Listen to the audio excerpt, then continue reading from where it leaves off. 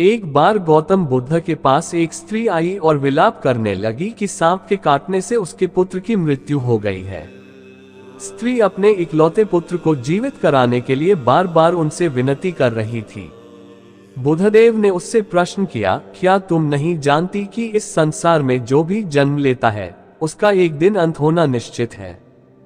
उस स्त्री ने कहा, हाँ अच्छी तरह जानती हूँ, मगर आप पहुंचे हुए महात्मा हैं और आप में इतनी सामर्थ्य है कि आप मेरे पुत्र को जीवित कर सकते हैं, इसलिए मैं आपसे याचना कर रही हूँ। मेरा वह बेटा मेरी इकलौती संतान थी। मैं आपसे उसके जीवन की आस लेकर आपके पास आई, मगर आप तो मुझे उपदेश दे रहे हैं। यदि आप उसे जीवित नहीं कर सकते तो कृपया साफ साफ बता दें। बुद्धदेव ने जान लिया कि पुत्र वियोग में शोकमग्न इस स्त्री को समझाना कठिन है।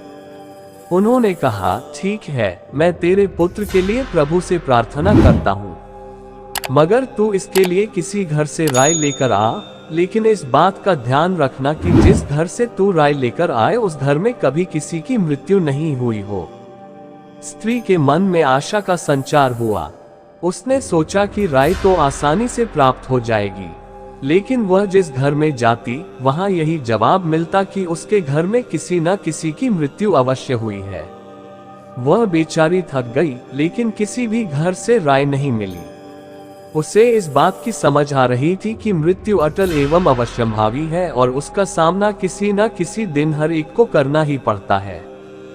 थक हार कर वह बुद्धदेव के पास लौटी और उसने बताया कि उसे कोई ऐसा घर नहीं मिला जहां किसी की मृत्यु नहीं हुई हो, लेकिन अब अन्य लोगों के समान वह भी इस दुख का धैर्य और साहपूर्वक सामना करेगी।